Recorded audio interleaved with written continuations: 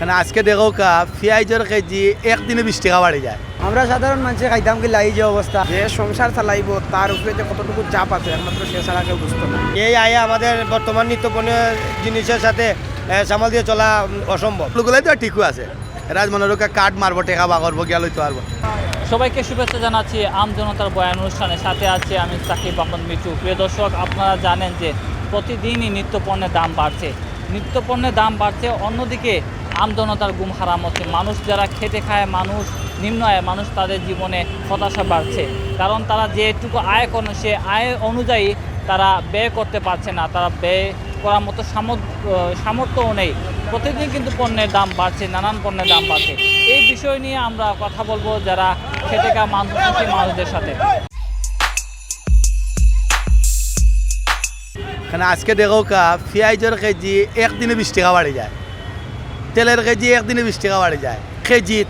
এখন আপনি চিন্তা করো এটার মনও কত বাড়ে।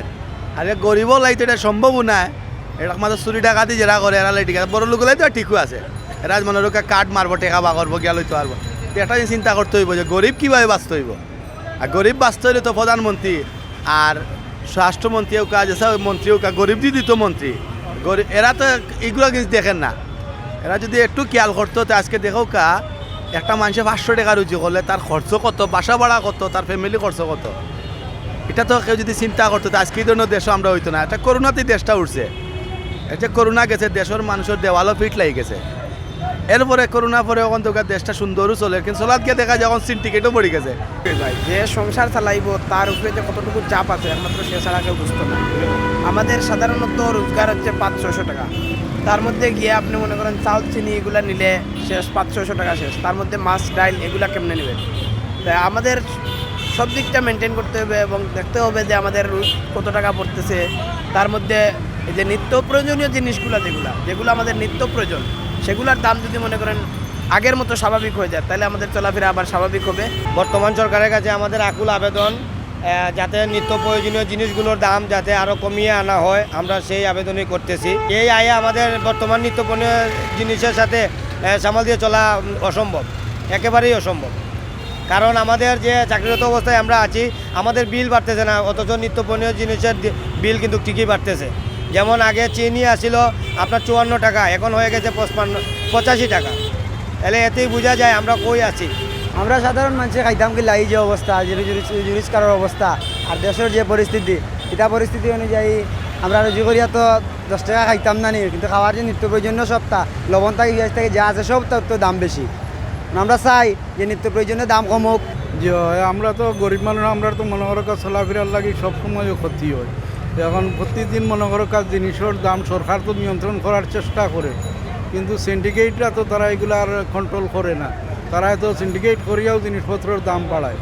তো আসলে ওদিনকে আমি দেখলাম যে পেঁয়াজের দাম অনেক কত হাজার টন আছে রিজার্ভ, পরের দিন শুনি যে পেঁয়াজের দাম বাড়ে গেছে। এরপরে শুনলাম বাণিজ্য মন্ত্রী বললা যে পেঁয়াজের দাম 2 সপ্তাহের ভিতরে কমে যাইবে।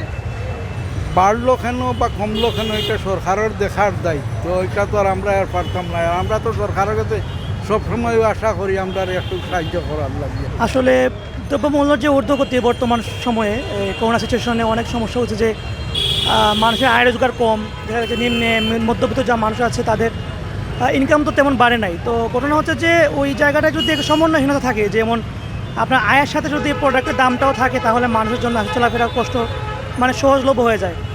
তো সেক্ষেত্রে দেখা যাচ্ছে দ্রব্যমূল্য কিনতে গিয়ে মনে করেন উচ্চ মধ্যবিত্ত যারা আছে তারা হয়তো বা একটু সাফার করতে পারতেছে, বাট যারা নিম্ন আয় রোজগারের মানুষ, যারা গাড়ি চালায় বা ছোটোখাটো কাজ করে খায়, দৈনিক খায়, তাদের জন্য অ্যাকচুয়ালি আসলে ওই দামে ক্রয় করা অনেক কঠিন এবং জীবনযাপন করাটা আসলে অনেক কঠিন। তো সেই জন্য সরকারের কাছে অনুরোধ রইল যাতে দ্রব্যমূল্যের বিষয়টা আসলে ওই যে আয় রোজগারের হিসাব করে একটা ফ্ল্যাকচুয়েশন বা একটা মিডিয়াম বা ধারাবাহিকতা রক্ষা করা যায়, সেজন্য আসলে একটু কাজ করা উচিত। কিছু কিছু ব্যবসায়ী আছে, ওদের সিজনাল ব্যবসায়ী, ওরা কী করে ওই যে খাবার প্রোডাক্টগুলা স্টক করে দামটাকে বাড়ায় দেয়। তো সেই ক্ষেত্রে বাজার মনিটরিং যারা ম্যাজিস্ট্রেট আছেন, যারা ওই যে মোবাইল কোর্ট আছেন, তারা যদি ভালোভাবে মনিটরিং করেন, তারা যদি মার্কেটে যান এবং ব্যবসার সাথে কাস্টমারের সাথে কথা বলেন, তাহলে ওই যে একটা সিন্ডিকেট আছে ওই সিন্ডিকেটটা হবে না। তখন কি হবে, তখন আপনার ওই বিভিন্নভাবে উপায়ে অসৎ উপায়ে দাম বৃদ্ধি করার থেকে মানুষ রক্ষা পাবে।